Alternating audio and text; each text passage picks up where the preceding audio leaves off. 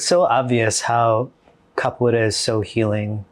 Having this conversation, like you're just moving your body, working out all those kinks that have its like mental relationship. And it's so clear to me why it feels so good for me to do it.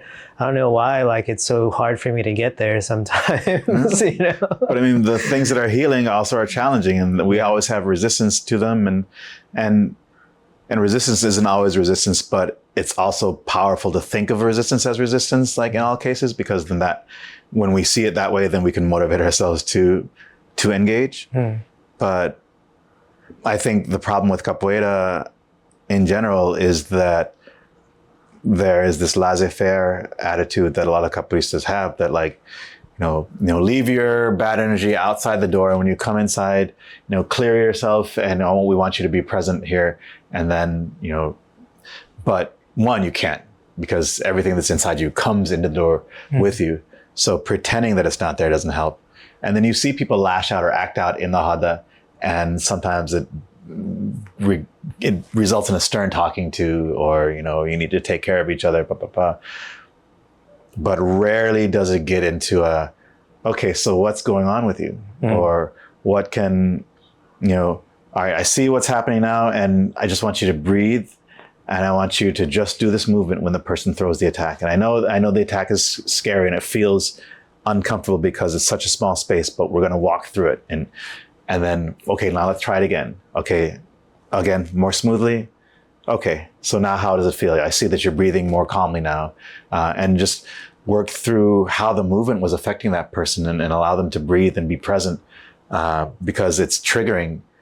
But if we don't deal with that trigger then and there, then whatever that action was or that occurrence was is going to maintain its power over that person. So I would rather have people bring their shit in, and then help them deal with it, both like on the training floor, as well as within like an actual clinical context. I think it's also pretty rare for a capoeira teacher to relate to it in that way, to movement in that way, and to see the mental and emotional motivations behind it.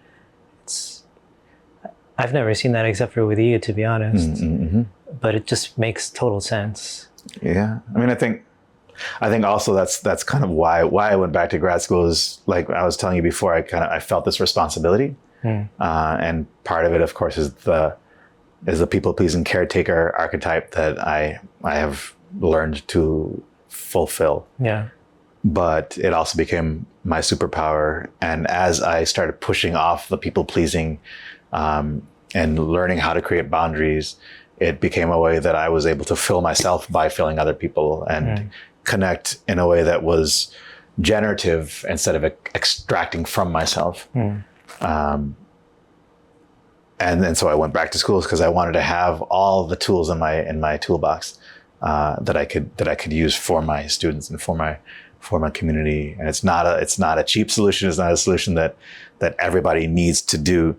And luckily, the community at large has seen the work that I've done, and has opened their arms to it, and has invited me into different places where I've been able to, make a difference or help people deal with issues that are not easy, and the solution's never going to be super pretty, but it's going to be a step forward. Sure. Wherein now you're able to walk forward by yourself and understand how you can create practices of resilience and safety, or bravery more so than safety, so that conflict can be constructive rather than destructive.